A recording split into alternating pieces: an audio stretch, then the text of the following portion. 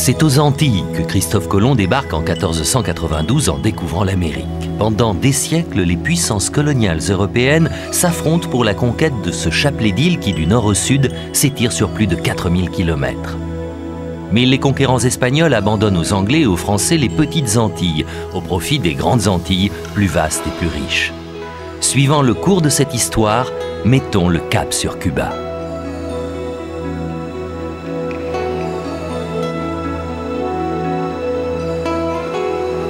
Le Levant, un petit paquebot long de 100 mètres battant pavillon français, approche des côtes de Saint-Barthélemy. Malgré sa taille modeste et sa maniabilité, les manœuvres d'approche sont délicates et dans la passerelle règne une légère tension. 145.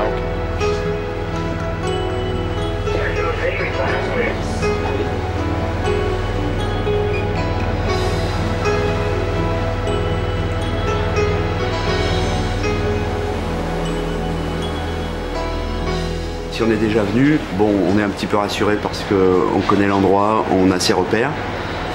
Ça peut être un petit peu techniquement plus facile, enfin avec un peu moins de tension. Si on ne connaît pas, on se prépare avant en lisant. En tant que marin, on a toujours des instructions nautiques, on a des cartes, on a les consignes qu'ont laissées les commandants précédents. Donc on appréhende. Je dirais que bibliquement, quoi. On lit, voilà, on lit et puis on s'imprègne un petit peu. Le Levant est maintenant à l'ancre. Une chaloupe avec à son bord des membres d'équipage chargés d'organiser le débarquement des passagers se dirige vers le port de Gustavia, la capitale de Saint-Barthélemy. Saint-Barthélemy qui doit son nom, dit-on, à Bartholoméo, le frère de Christophe Colomb. Occupé à l'origine par les Indiens Caraïbes, ce petit écrin de verdure de 25 km², ancien repère de pirates au XVIe siècle, peuplé de paysans français, est finalement vendu par Louis XVI à la Suède. C'est ainsi que l'ancien port de carénage devient Gustavia.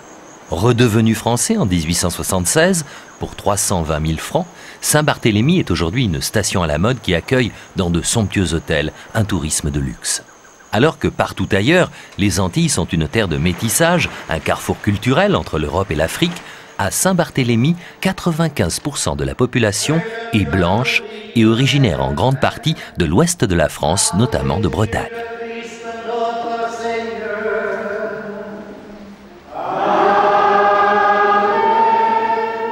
Le Seigneur soit avec vous. Sans avoir l'ampleur qu'il prend à Trinidad ou à la Martinique, le carnaval qui se prépare tente de sortir l'île de sa torpeur. Une île aseptisée, disent les uns, tranquille et élégante, disent les autres. Mais que reste-t-il de l'époque où il fallait ramer et manier la voile pour échapper aux récifs qui protègent Gustavia et quand Saint-Barthélemy donnait à la Caraïbe ses meilleurs navigateurs? J'ai connu beaucoup de marins, même de Saint-Barth, qui allaient sans sextant et autres, qui était formidable. Mais quand on naviguait dans toutes les îles des Caraïbes, par exemple, je prendrais de Saint-Barth, Saint-Martin, Guadeloupe, Martinique, un peu partout, même à Saint-Domingue, nous transportions du sel, des animaux, du poisson salé. Nous parlions le français, nous parlions l'anglais. Il y en a parmi nous qui parlaient l'espagnol, donc c'était assez facile pour nous. En 20 ans, toute l'économie de l'île est devenue dépendante du tourisme. Quand on imagine qu'en 1970, le cheval était le seul moyen de locomotion à Saint-Barth, on comprend mieux le discours nostalgique des anciens habitants de l'île.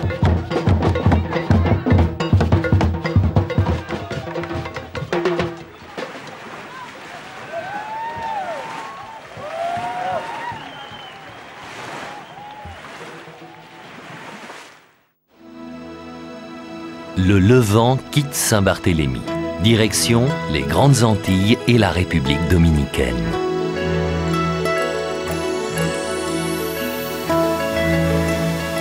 Escorté par un balai de dauphins, le Levant pénètre dans les eaux de la baie de Samana, au nord-est de la République dominicaine. Cabinières, cuisiniers, matelots, secrétaires, tous se précipitent à l'avant du navire pour ne rien manquer du spectacle. Pénétrant plus avant dans la baie, le commandant dirige lentement son navire vers une zone où l'on annonce la présence de baleines.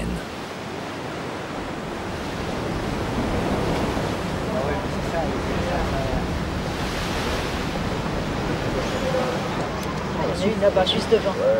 Ouais. Oui. Ah.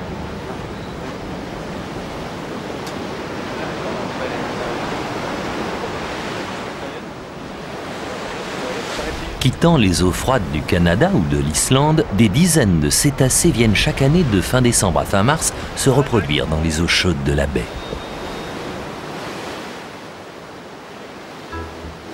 Lorsqu'il pénètre en janvier 1493 dans la baie de Samana, Christophe Colomb ne mentionne pas la présence des baleines. Mais devant la beauté des rivages recouverts de forêts de cocotiers, il décrit l'île comme la plus belle terre après le paradis.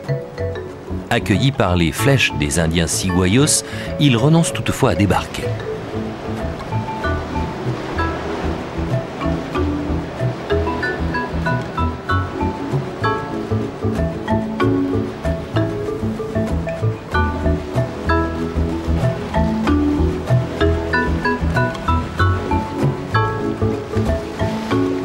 Le Levant a jeté l'ancre. Mais tant que les autorités douanières et policières ne sont pas venues à bord contrôler les documents, personne n'est autorisé à débarquer. C'est l'usage.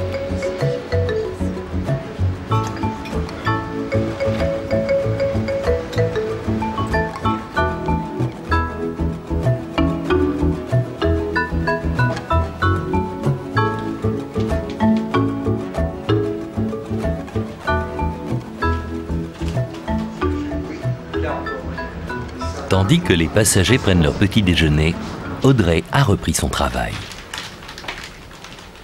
Rien que le matin, on est dans les couloirs où on fait notre travail et il y a toujours quelqu'un qui passe, qui nous dit « Bonjour, comment ça va ?» Et c'est vrai que ça met de bonne humeur qu'à terre. On est dans la rue, personne ne va nous dire bonjour comme ça. C'est vraiment une vie de famille, on n'est jamais seul. Les dauphins et les baleines, ça c'était vraiment super. Tout le monde est descendu, c'était la première fois que j'en voyais, donc c'est vraiment des moments d'émotion. Et ça met tout l'équipage de bonne humeur pour toute la journée.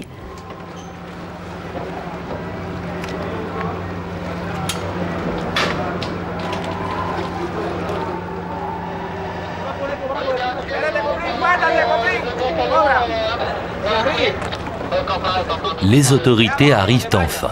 Les navires de croisière étant peu nombreux à venir dans la région, la curiosité a sans doute contribué à la constitution de cette imposante délégation officielle.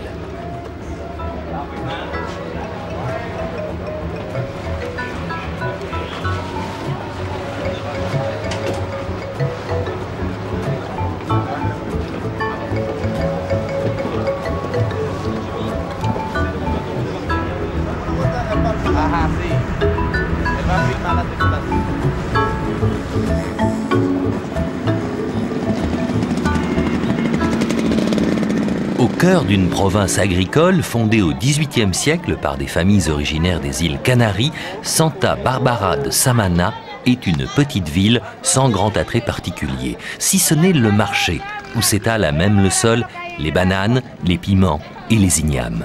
On plaisante, on marchande, héritage africain, le marché c'est le lieu de vie par excellence.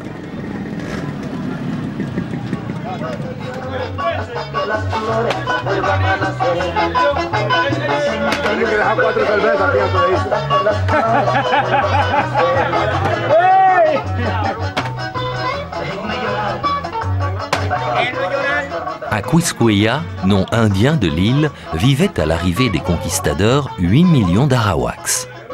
L'obélisque désuet, hommage à nos aborigènes, rappelle avec naïveté sur des peintures écaillées par le soleil et la pluie qu'en moins d'un siècle de colonisation, la plupart des Indiens Arawaks ou Taïnos furent massacrés ou succombèrent aux maladies introduites par les Espagnols.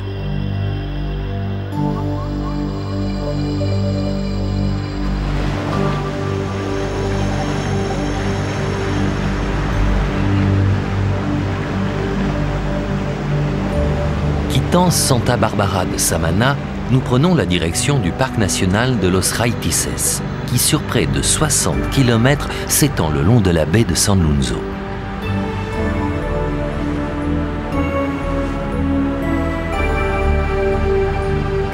Après avoir dépassé d'étranges formations karstiques émergeant de la mer, nous approchons d'une zone où progressivement la mer et la terre ferme se confondent, la mangrove.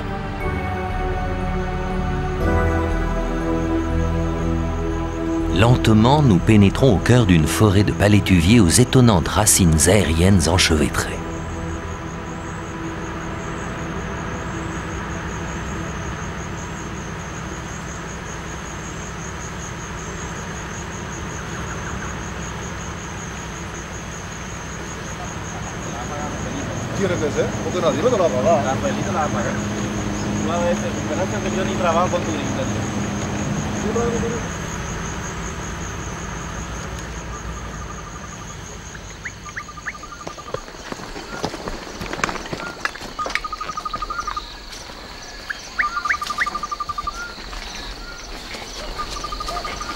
C'est ici, au cœur de la forêt vierge humide, fuyant les conquistadors, que les derniers Indiens taïnos trouvèrent refuge.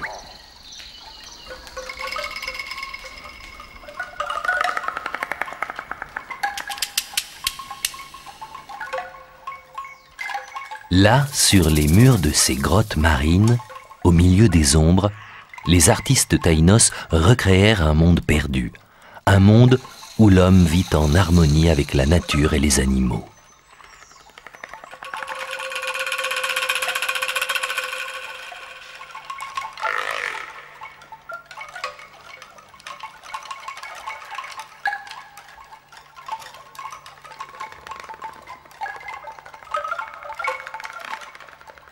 Un monde dont seules les pratiques initiatiques des chamans percent les secrets.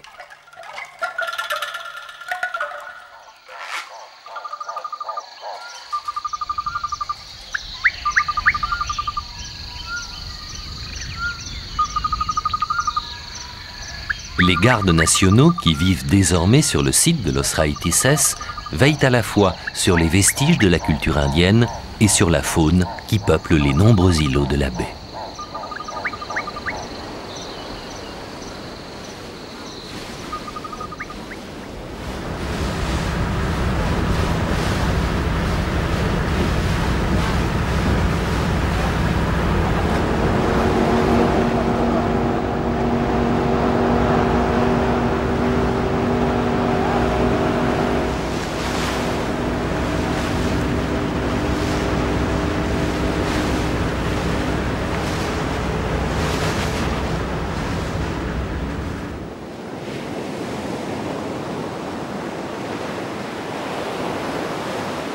Tandis que le Levant quitte la baie de Samana sous les rayons du soleil couchant, équipage et passagers réunis s'apprêtent à faire la fête. Voilà, nous poursuivons notre voyage aux Antilles.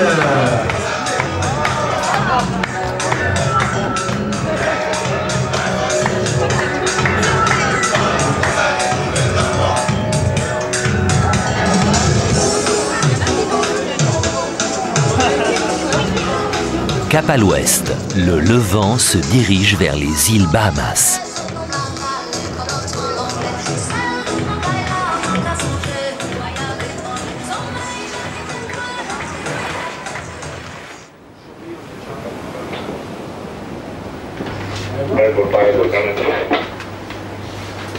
See there is a light is here.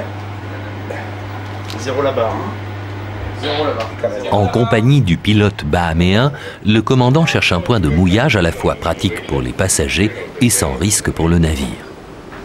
Il se passe parfois des phénomènes météo, là on l'a vu hier à Savannah, qui font que les profondeurs d'eau changent.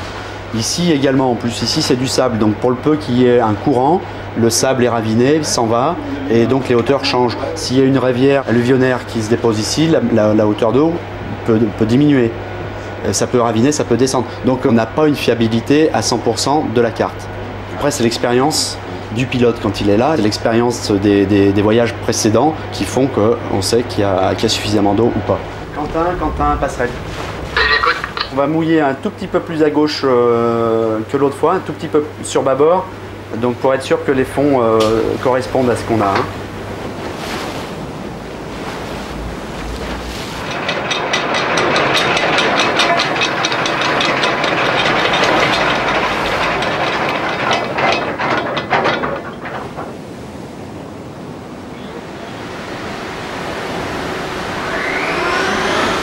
Le bateau est bien ancré, le débarquement peut donc commencer. Vous pouvez prendre les tenders qui reviendront à bord à 2h30 ou à 3h, de façon à ce que l'excursion parte à 3h30.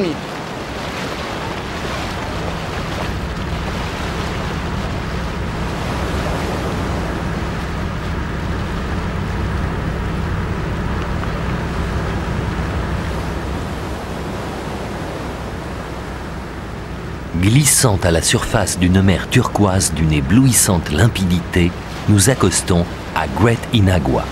Inagua signifie en espagnol « entouré d'eau ». La plus méridionale des îles de l'archipel des Bahamas mérite bien son nom. Depuis le sommet du phare, l'île apparaît comme un immense disque plat flottant à la surface de l'océan. Contrairement à New Providence, siège de Nassau, la capitale, ou Eleuthera, île située à près de 1000 km au nord de l'archipel, Great Inagua ne vit pas du tourisme, des magasins hors taxes ou des banques offshore. C'est une île paisible que ses habitants présentent avec fierté et humour. À Grand Inagua, il y a 3 grandes choses, mon vieux. Grand-Dieu, Grande-Bretagne et Grand Inagua.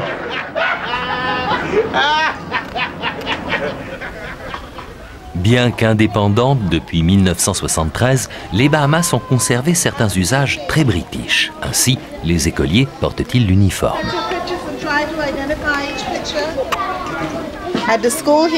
Ici à l'école, il y a en tout 247 élèves. Ça va du 1er au 12e niveau. L'île compte seulement 1 millier d'habitants. Et où vont les étudiants après ?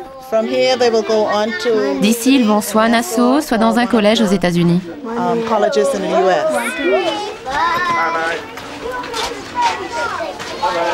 Cuba aux mains des révolutionnaires, les vacanciers américains se tournent alors vers les Bahamas. Le tourisme s'y développe à une vitesse fulgurante, ainsi que le trafic de drogue, qui trouve dans cet archipel de milliers d'îlots un allié de choix. Lutte contre les trafiquants et les émigrants cubains, telle est la mission des gardes-côtes américains à Great Inagua. Mon nom est Tennessee Junior Great James Knapp. Je suis garde-côte américain. Je suis ici à Great Inagua, à la demande du gouvernement bahaméen, pour aider à trouver les trafiquants de drogue. Récemment, la semaine dernière, nous avons fait une prise d'environ 1 millier de livres de cocaïne près de l'île Crocodile, c'est-à-dire Cuba. Occasionnellement, on voit aussi des immigrants qui viennent de certains pays des Caraïbes, et on doit les repousser loin des Bahamas et loin des États-Unis.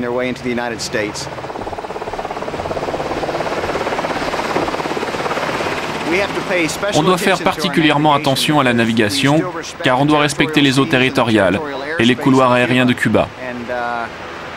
On n'a pas la permission de survoler les eaux territoriales cubaines. On doit garder nos distances.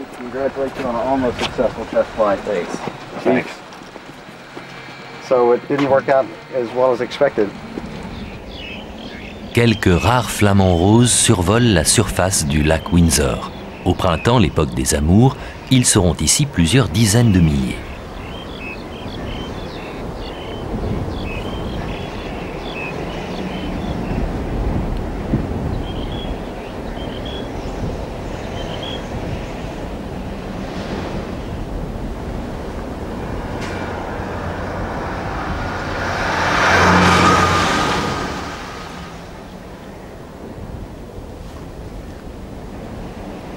Cette peinture vivante, ce chef-d'œuvre de l'abstraction, ce duel de blanc et de gris, c'est la plus importante exploitation mondiale de sel à ciel ouvert.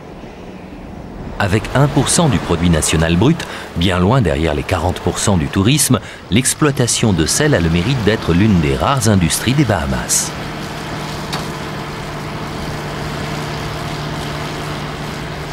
On exporte par bateau un peu partout dans le monde.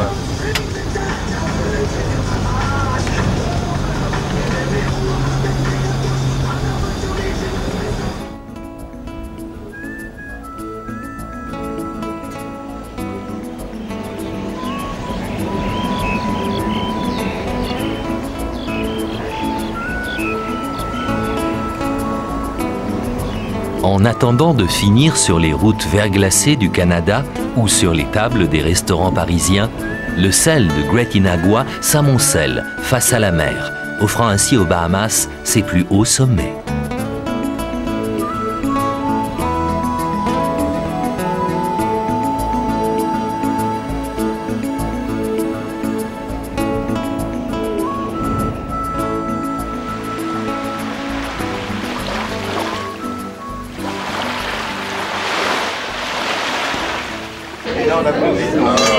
Alors les plats que j'ai construits, c'est tout simplement en prenant des produits locaux qu'on trouve dans les îles, des patates douces, de l'igname, en parlant avec des doudous qui me parlent de leurs recettes, on fait des trouvailles, ensuite je les adapte avec, on va dire, une petite touche française et ça se passe en général très bien.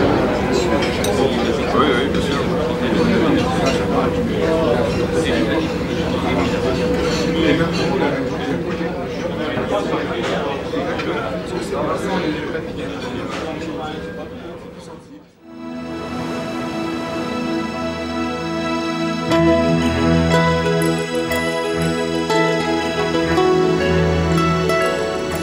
Après une nuit de navigation, le Levant approche au matin en vue des côtes cubaines.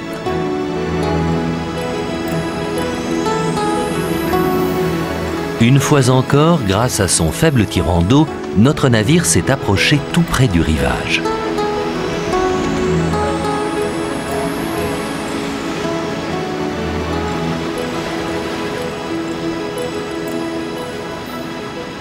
Nous sommes dans le nord-est du pays.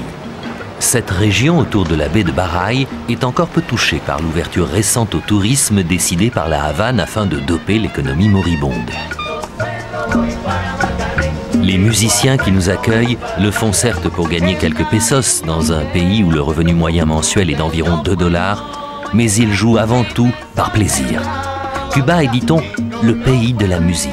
Ce n'est pas une légende, et depuis le moindre petit village jusqu'à Santiago ou la Havane, la musique fait partie de l'air qu'on respire.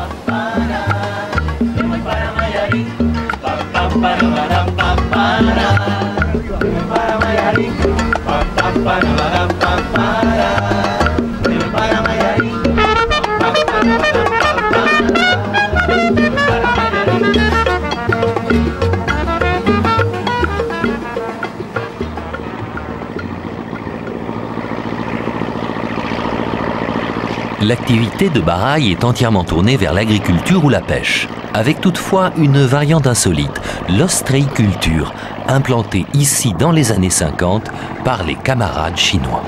Je travaille ici comme responsable pour la culture des huîtres. Les travailleurs ont commencé tôt, vers 6 h du matin. Maintenant, ils reviennent avec le bateau chargé du ramassage. Ils rentrent à cette heure-là parce qu'après, le courant devient trop fort et ils ne peuvent plus travailler correctement dans les zones de culture.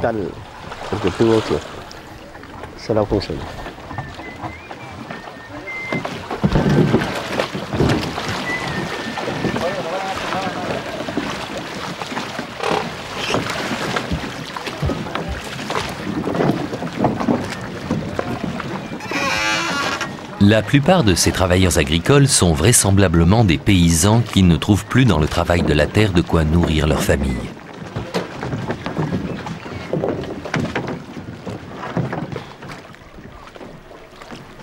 Ils ne ressemblent plus à ces guajiros, paysans cubains chevauchant fièrement.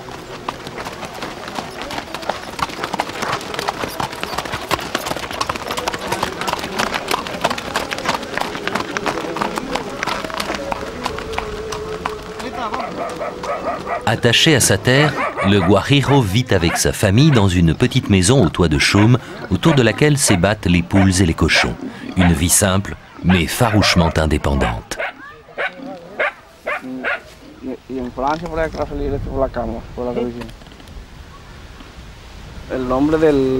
Le village s'appelle Braceto. Notre activité ici, c'est d'être paysan. La population, c'est une population humble et nous sommes tous de la même famille, comme on dit ici. On vit comme vivent les paysans de Cuba, dans les champs. On passe toute la journée dans le champ et quand arrive le soir, on regarde la télévision. On ne fait pratiquement rien de plus. Les enfants vont à l'école, ils mènent une vie normale.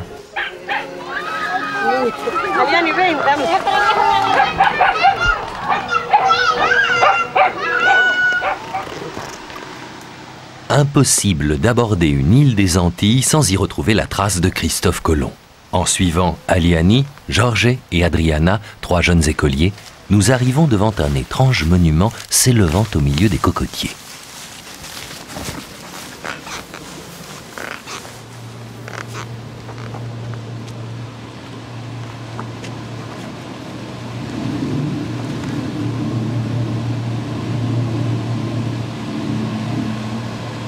Qu'est-ce qu'on t'a appris à l'école sur Christophe Colomb? Qu'il ne savait pas qu'il allait trouver ces terres-là.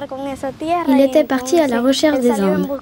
Il est venu avec la Santa Maria et la Santa Maria avait à son bord 40 marins. Au total, les 3 caravelles, la Niña, la Pinta et la Santa Maria, ils étaient 90 marins. Il a débarqué le 28 octobre 1492 à Punta Gato. Il a vu les petites maisons des aborigènes. Il était à la recherche des Indes, mais il ne les a pas trouvées. Enfin, il les a trouvées, mais il a quand même donné à ces aborigènes le nom d'Indiens.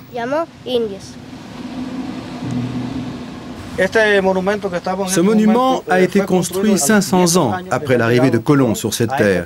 Et c'est sans doute pour cela, je présume, que cette terre est autant convoitée par les hommes. Ce monument a une forme triangulaire. C'est la partie européenne. Elle signifie la pénétration de la culture européenne en Amérique, avec son style néoclassique, ses chapiteaux et les bases des colonnes. La partie aborigène, elle, est la réplique exacte d'objets fabriqués par les aborigènes et que l'on a retrouvés ici. Statues de dieux, amulettes ou représentations animales. On peut voir aussi que la partie aborigène est en forme de demi-cercle, parce que les aborigènes vivaient dans leur maison en demi-cercle. Il y avait une place, et au centre de cette place, ils organisaient des bals, des rites religieux, et de plus, ils se mariaient, ils louaient le dieu Batos.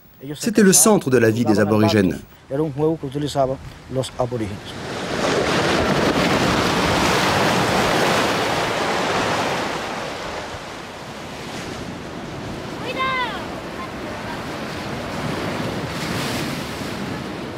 Après 5 siècles d'une histoire tumultueuse comme les vagues de l'océan, les rêves du peuple cubain se sont brisés sur les dures lois du monde moderne.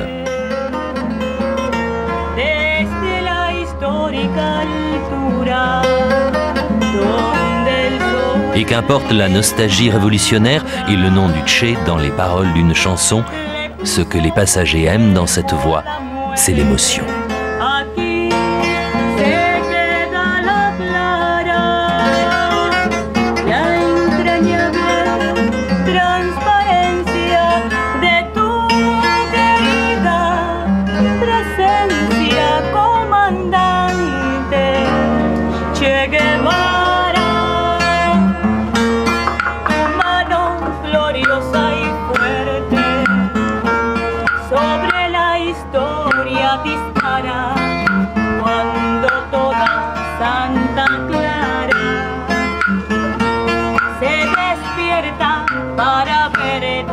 Aquí se queda la clara, la entrañable transparencia de tu querida presencia, comandante Che Guevara.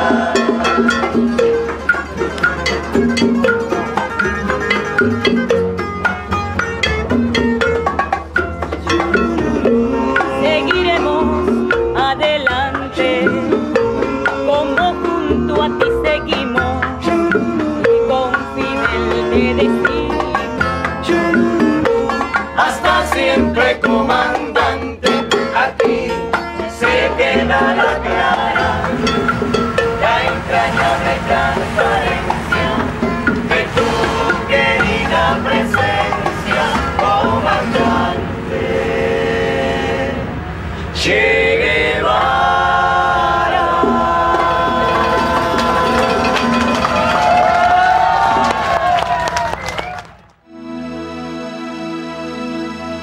contournant la pointe est de Cuba, le Levant quitte l'océan Atlantique pour la mer Caraïbe.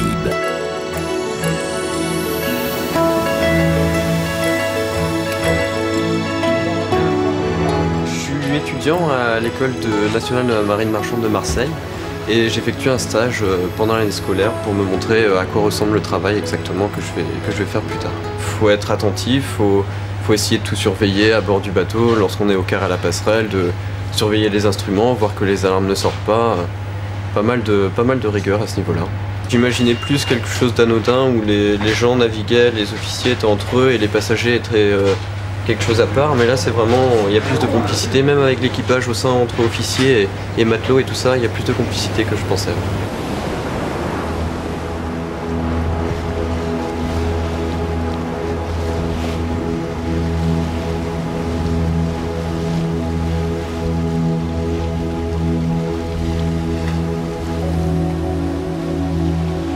Le Levant s'est engagé dans le bras de mer qui conduit à Santiago de Cuba.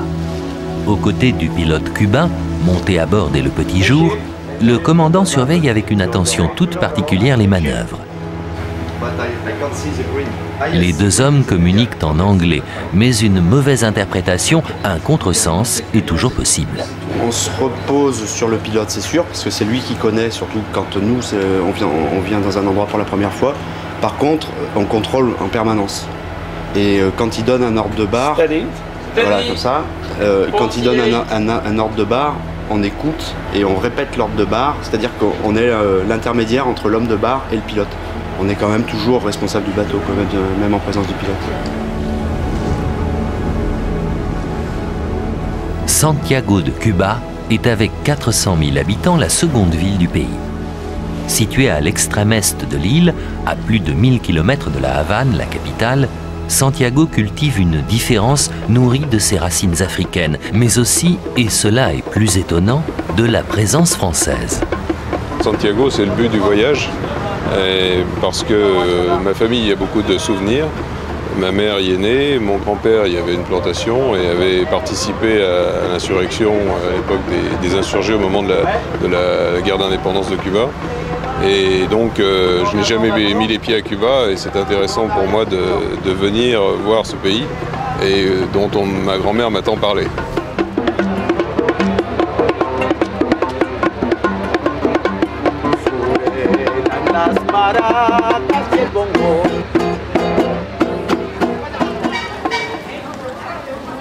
Français, africains, mais aussi indiens et espagnols. Cette mosaïque ethnique a donné naissance à une culture métissée d'une grande richesse. C'est à Santiago qu'est née la musique cubaine.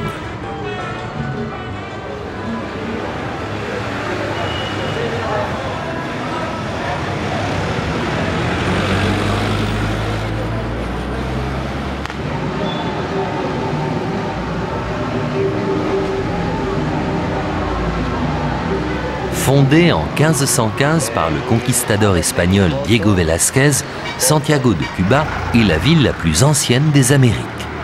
Première capitale de l'Empire espagnol au Nouveau Monde, elle prospère et s'embellit. Témoignage de cet âge d'or, la cathédrale, édifiée en 1522 et 5 fois reconstruite, ainsi que la magnifique Casa Velázquez, édifiée en 1516 par Hernán Cortés. Avec ses balcons mauresques, elle serait, dit-on, la plus vieille demeure d'Amérique latine. Délaissée par les maîtres espagnols au profit de la Havane, Santiago traverse les siècles dans l'anonymat. Mais en 1791, fuyant Haïti en proie à la révolte des esclaves, 27 000 colons français débarquent à Santiago. Les danses de salon, notamment la contredanse qu'ils apportent avec eux, sont l'objet d'un incroyable engouement. Associée aux percussions africaines, elles donnent naissance à la première musique authentiquement cubaine. C'est de cette époque que date la maison natale de José María Heredia, cousin du poète français José María de Heredia. Il combattit pour l'indépendance de son pays. Rebelle hier, accueillante aujourd'hui, héroïque demain. La devise de Santiago ne laisse aucun doute sur l'engagement de la ville dans les nombreuses révoltes qui marquent l'histoire nationale. Santiago honore ses héros, Carlos Manuel Céspedes, le père de la patrie, et Fidel Castro.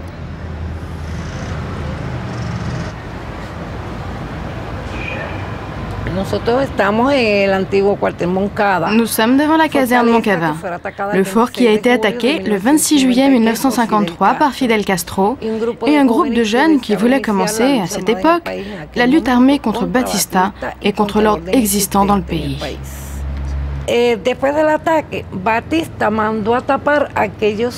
Après l'attaque, Batista a ordonné de reboucher les trous qu'avaient provoqué les balles. Et quand on a créé le musée en 1967, on a rouvert les trous pour que les nouvelles générations, les futures générations et tous les visiteurs que nous recevons découvrent l'endroit exact où s'est déroulée l'attaque.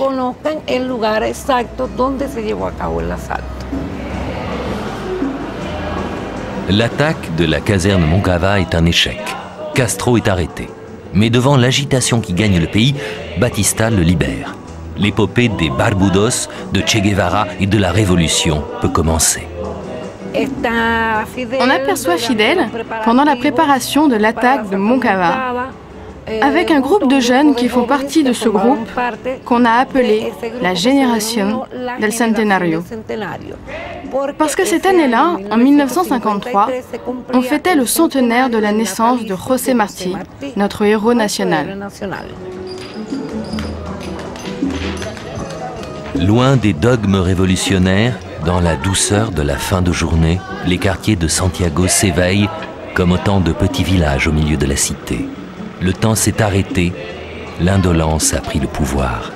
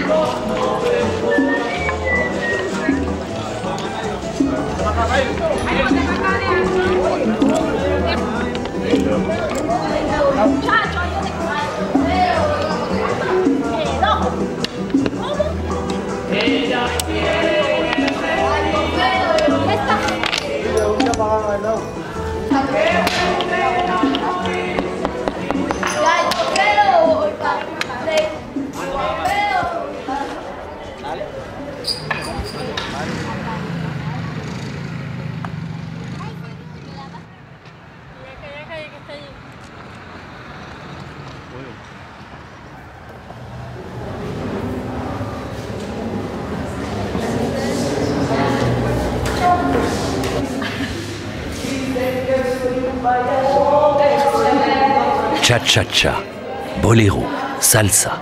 En devenant universelles, les musiques cubaines se sont dénaturées, aseptisées. Alors, dans le somptueux décor d'une ancienne maison coloniale, les danseurs de la troupe Cocoyer maintiennent la tradition, celle de la rumba, une danse chaude et sensuelle, exprimant dans son enracinement africain le désir de l'homme pour la femme. Santiago a un cachet particulier, véritablement différent de tout le reste du pays, indépendamment du fait que nous soyons les seuls capables de faire de la rumba.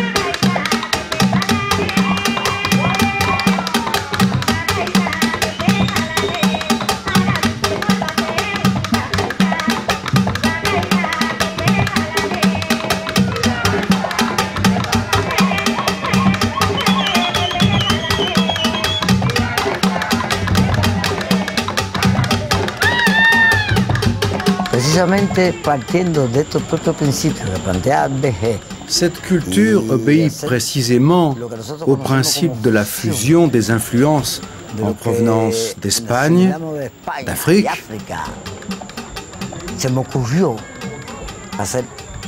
J'ai eu l'idée d'imaginer ce contact pour créer un mouvement, pour faire une musique et une danse qui correspondent à nos propres caractéristiques, aux caractéristiques de nos coutumes.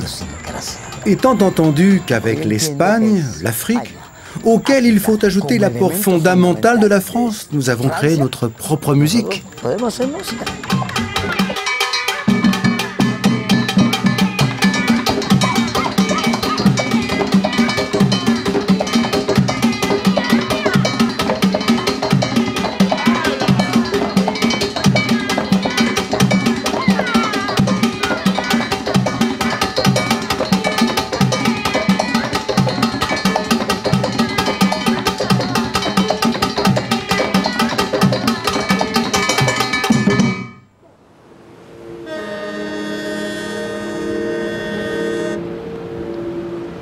Notre croisière s'est achevée à Santiago. Tandis que le Levant reprend le large vers les petites Antilles, nous poursuivons notre voyage en direction de La Havane.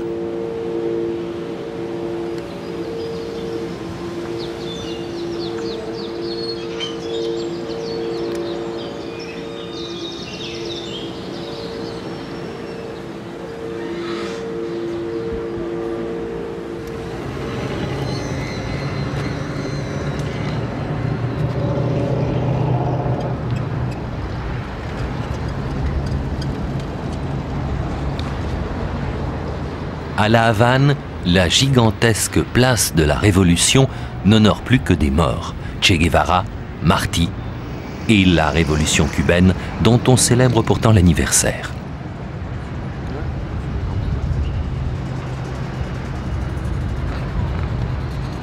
Près du centre-ville, on croise bien quelques panneaux stigmatisant encore l'abominable ennemi yankee. Mais le cœur n'y est plus.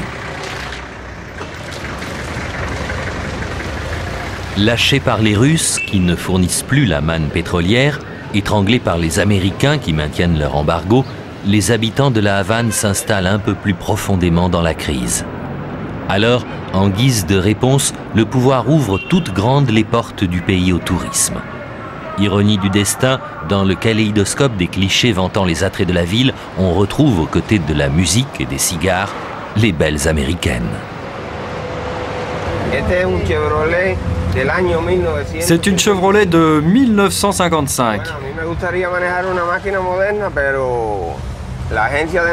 J'aimerais conduire une voiture moderne, mais nous préférons offrir ce service aux touristes, parce que ça leur plaît de rouler dans des voitures anciennes. Dans l'entreprise où je travaille depuis 25 ans, ils m'ont choisi pour cela, pour conduire les voitures américaines. Près de 100 000 vieilles américaines circulent dans les rues de La Havane. Chevrolet Bel Air, Buick ou Ford Thunderbird, elles constituent la plus incroyable collection de voitures américaines des années 40 et 50. Elles sont l'objet de soins attentifs et d'ingénieux bricolages qui prolongent leur vie au-delà du possible. Les Cubains sont amoureux de ces voitures qui bien souvent abritent sous la carrosserie d'origine des moteurs japonais moins gourmands. Taxis collectifs, elles attendent le client. Mais la concurrence est rude depuis l'apparition des vélos-taxis.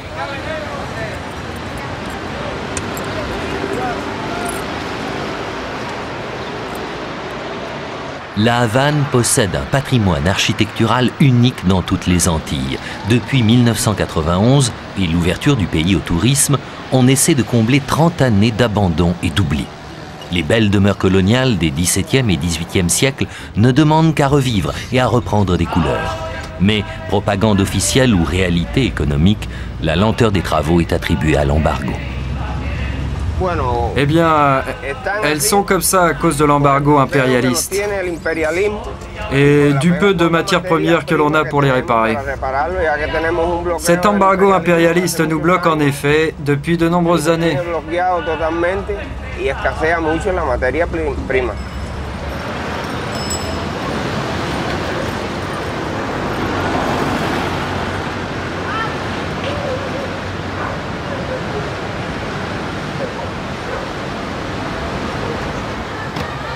Lieu de promenade pour les écoliers en uniforme, l'allée ombragée du Prado, bordée de belles maisons à colonnes, est également le point de rencontre de tous ceux qui veulent changer de logement.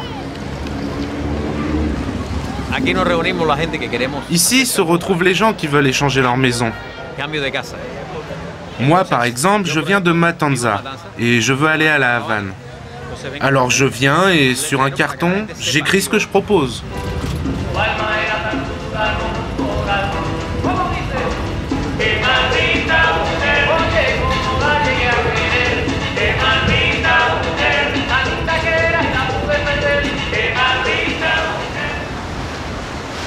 Malgré les meurtrissures du temps et l'ingratitude des hommes, le Malecón offre toujours au vent du large sa longue enfilade de maisons à colonnes aux couleurs pastel. Spectacle émouvant qui nous ramène aux années 50, quand la Havane, enivrée de drogue et d'argent, était devenue la capitale décadente d'un monde au bord du gouffre, annonciateur de la Révolution.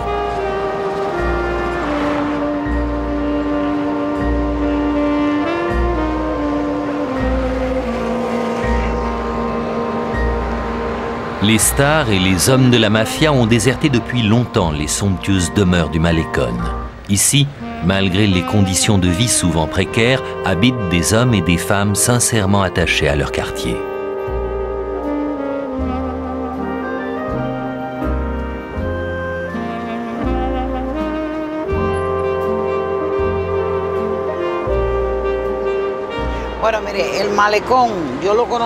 Le Malecón, bien sûr, je l'ai connu quand j'étais toute petite. Il a toujours connu des problèmes à cause de la mer et du sel. À l'intérieur, c'était très difficile de le rénover. C'est pour toutes ces raisons qu'aujourd'hui, il est dans cet état. On n'a pas pu faire aujourd'hui les réparations qu'on devait faire pour le Malecón. Mais aujourd'hui, avec le plan de Eusebio Leal, qui le classe patrimoine de l'humanité, il sera réparé comme l'a été le vieil Havane.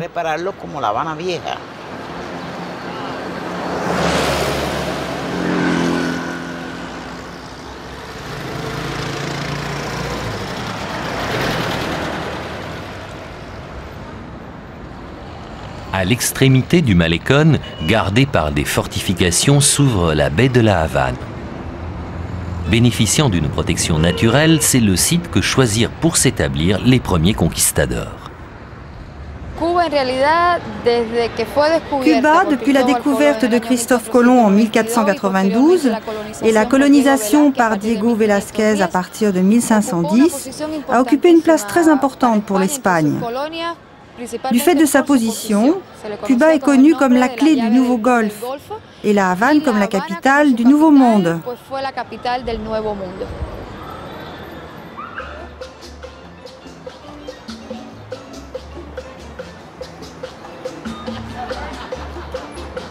Restauré avec soin à l'image de la cathédrale, le quartier du Vieil Havane est l'un des centres-villes les plus authentiques du Nouveau Monde et un lieu vivant grâce à la présence des inévitables et excellents orchestres de musique cubaine.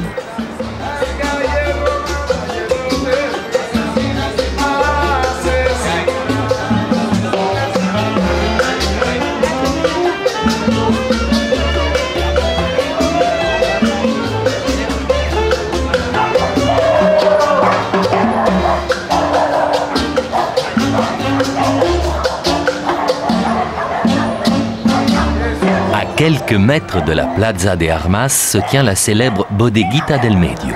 Cette ancienne épicerie, ouverte en 1942, devint rapidement le rendez-vous des artistes. Hemingway venait y déguster un mojito, rhum blanc aromatisé de citron et de menthe fraîche, en écoutant de la musique. L'auteur de cette chanson en l'honneur de Che Guevara était lui aussi un habitué de la Bodeguita del Medio. Reprise par tous les orchestres, elle est devenue un véritable hymne officieux de Cuba. Mais que raconte-t-elle ?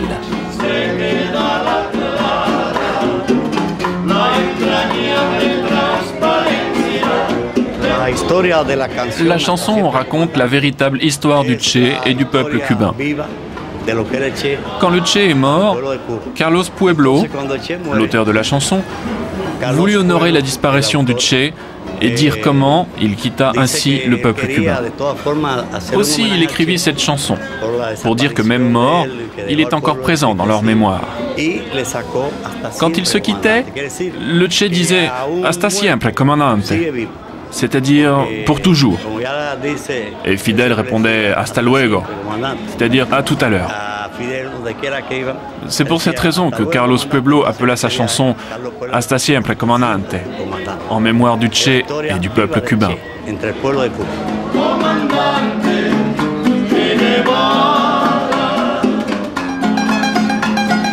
Les murs sont recouverts de milliers de signatures anonymes, aussi bien que de photographies d'illustres visiteurs. La Bodeguita del Medio, même si elle reçoit aujourd'hui davantage de touristes que d'artistes, conserve une réelle authenticité.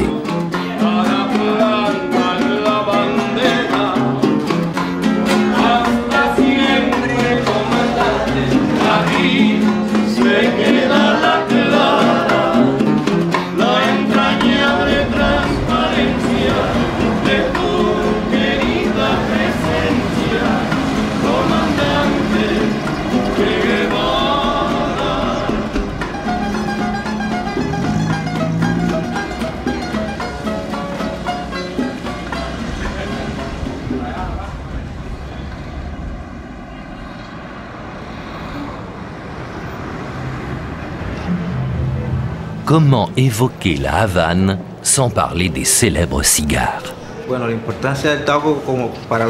L'importance du tabac, pour nous Cubains, est non seulement liée à des causes historiques ou des causes politiques, mais aussi à des raisons économiques.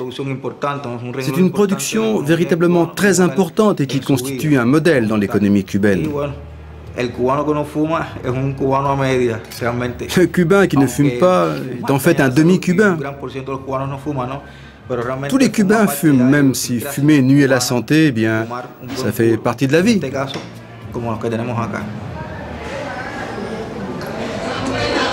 C'est dans le plus célèbre cabaret de la Havane que nous achevons notre séjour à Cuba.